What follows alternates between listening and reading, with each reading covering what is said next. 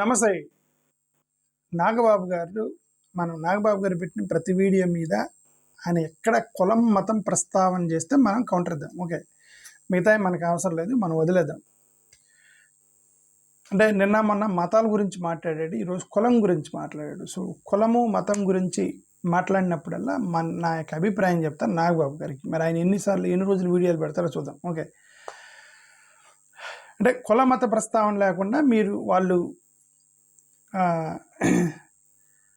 అంటే నేనేమన్నా నువ్వు రోజు కులం మీద మతం మీద వీడియోలు పెడుతున్నావు కదా అని మీకు కనిపించవచ్చు.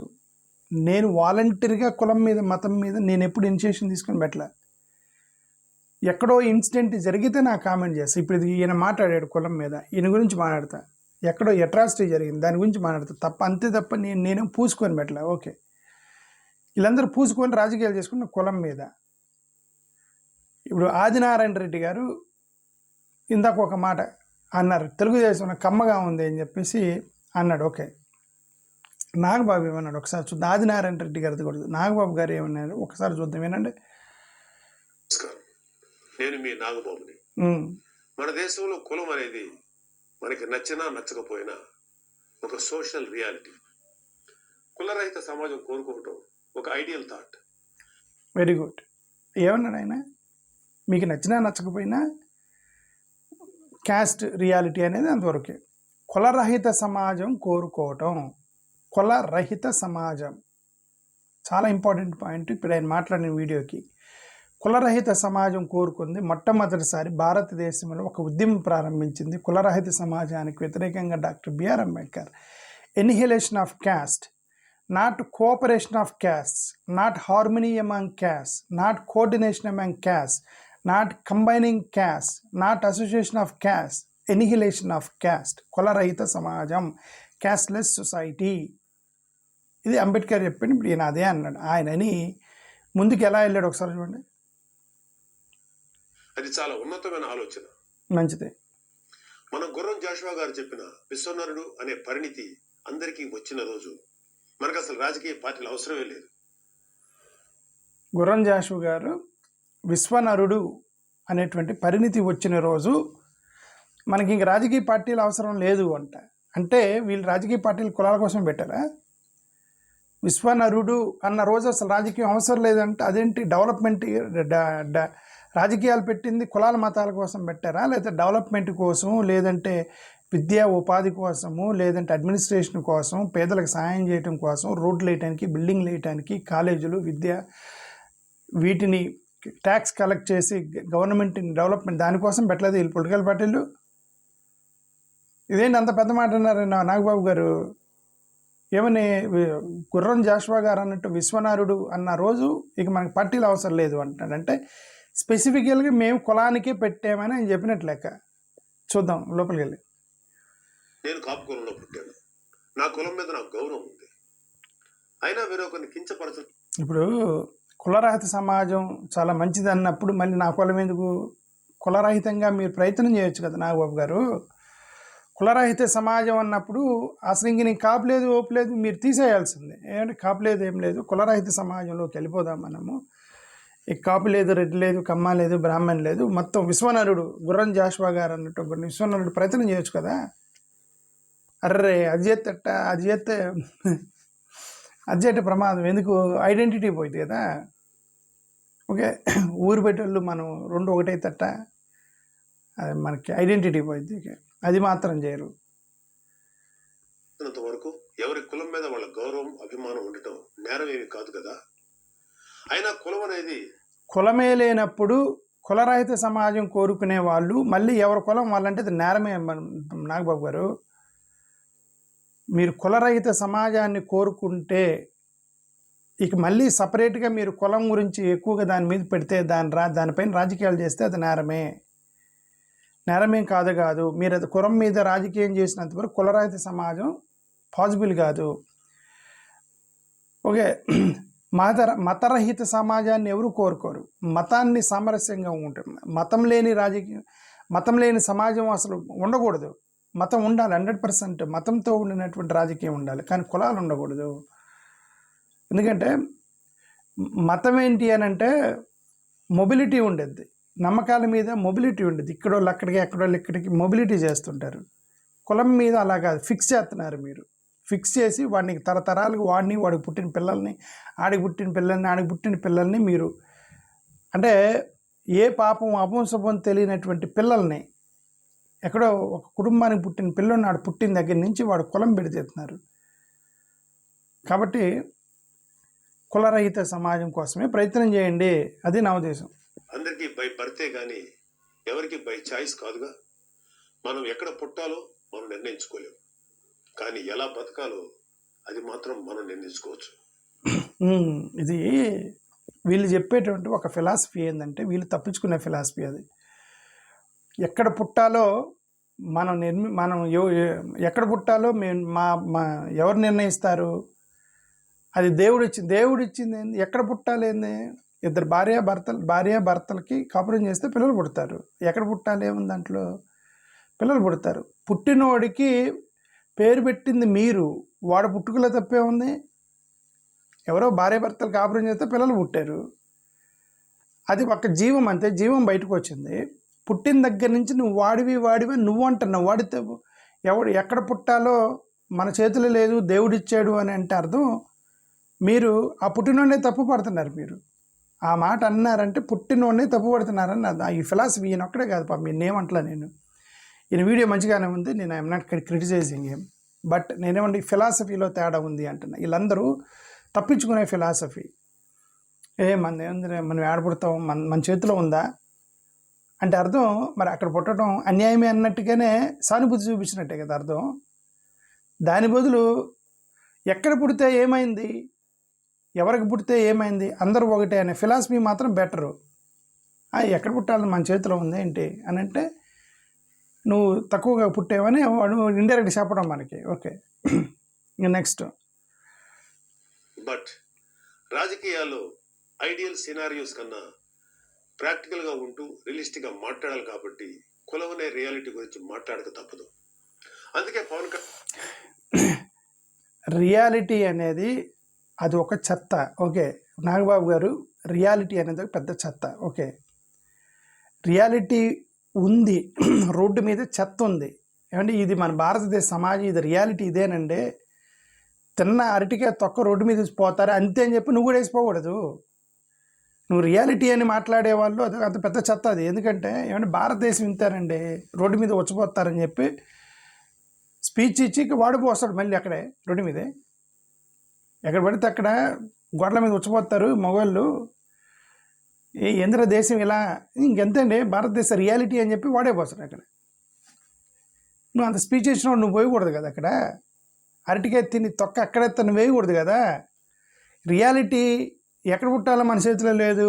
రియాలిటీ మనం యాక్సెప్ట్ చేయాలి, ఇది సమాజాన్ని యాక్సెప్ట్ చేయాలి అని ఫిలాసఫీ చెప్పేవాళ్ళు ప్రతి వాళ్ళకి మైండ్లో కులం అనేటువంటి నాటుకుపోయింది. మీరు గుర్తుపెట్టుకోండి. అది ఎవరైతే ఈ ఫిలాసఫీలో చెప్తారో మన రియాలిటీని మనం ఏం చేయలేమని, వాళ్ళు కులాన్ని కోరుకుంటున్నారని అర్థం. కులం ఇంకా బలంగా ఉండాలని కోరుకుంటున్నారని అర్థం. వాళ్ళు ఆ ఐడియాలజీ మార్చుకోకపోతే కులరహిత సమాజం అంటే పాసిబుల్ కాదు. కుల నిర్మూలన చేద్దామని కంకణం కట్టుకున్నారనుకోండి, పాసిబుల్ అయింది.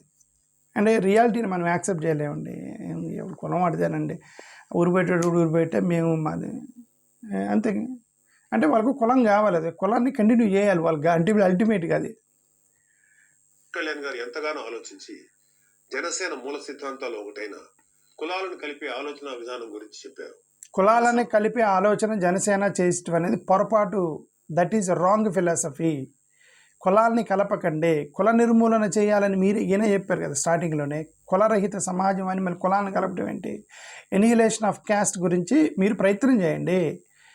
పవన్ కళ్యాణ్ గారు ఒక ప్రసంగం పెట్టి చెగువీర అంబేద్కర్ ఫోటో ఆయన పెట్టి ఉండలేండి. అంబేద్కర్ ఫోటో అసలు ఏం డౌట్, అంబేద్కర్ ఫోటో ఉందా లేదా ఆయన దాంట్లో.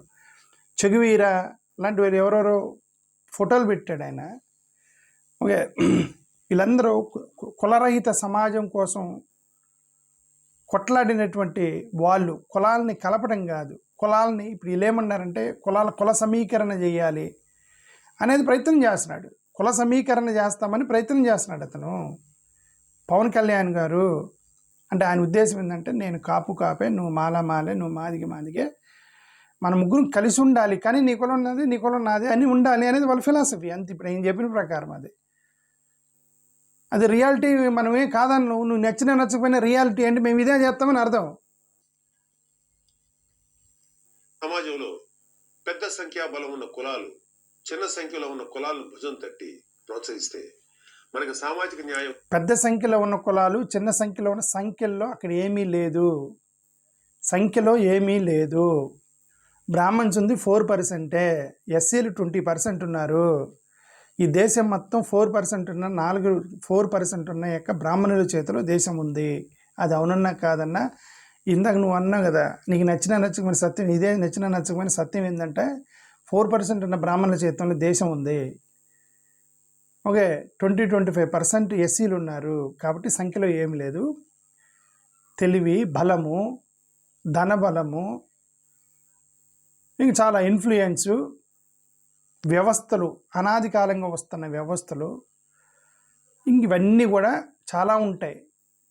ఉచ్చేసి పెట్టారు, ఆ ఉచ్చు నుంచి బయటికి రావడం కష్టం. అది సంగతి. కాబట్టి నంబర్లు ఏమి లేదు. నాగబాబు గారు, ఆధిపత్యం చూపించే వాళ్ళు ఆధిపత్యం చూపించకూడదు, అందరము ఒకటే అన్న రోజు అందరి దృష్టి అడ్మినిస్ట్రేషన్ వైపుకి వెళ్ళిద్ది, రోడ్ల మీదకి వెళ్ళిపోయిద్ది, ఉద్యోగాల మీదకి వెళ్ళిపోయిద్ది, పేదరికంలోకి వెళ్ళిపోయిద్ది, ఉపాధిలోకి వెళ్ళిపోయిద్ది, అగ్రికల్చర్ మీదకి మన దృష్టి ఆ రోజు పోయిద్ది. అంతవరకు మీరు కుల గొడవలు పెడతానే ఉంటారు, వాళ్ళు మత గొడవలు పెడతానే ఉంటారు. ఈ దేశంగా బాగుపడదు. నెక్స్ట్ అనేది ఆటోమేటిక్గా జరుగుతుంది. అందుకే కళ్యాణ్ గారు ఒక మాట అన్నారు, రాష్ట్రంలో అధిక శాతం జనాభా ఉన్న కాపులు ఒక పెద్దన్న పాత్ర పోషించాలి అని. అదే, అధిక శాతం కాపులు ఉన్నారు కాబట్టి పెద్దన్న పాత్ర పోషిస్తామని పవన్ కళ్యాణ్ గారు అన్నారు. ఈ మధ్య మా మానవులు కూడా కాపులు ప్లస్ మానవులు పొత్తు పెట్టుకోవాలని చెప్పి తిరిగారు వాళ్ళు ఈ మధ్య. ఓకే, ఈ మధ్య ఆపేశారులేండి, అది చూద్దాం తర్వాత. దీనికి మంచి ఉదాహరణ మొన్న జనసేన పార్టీ పోటీ చేసిన అనకాపల్లి అసెంబ్లీ సీటు. అక్కడ 40% కాపులు. సరే, వదిలేండి. ఆయనకి నుంచి ఏదో వాళ్ళ పర్సనల్ మాట, అంటే పార్టీల పరంగా నేను కులభావం వరకే మాట్లాడదాం అనుకున్నాను, మిగతాది వదిలేస్తాను. ఓకే, ఈయన ఆదినారాయణ రెడ్డి గారు ఒక మాట అన్నారు. ఆదినారాయణ రెడ్డి గారు ఏమన్నారు ఒకసారి చూద్దాం.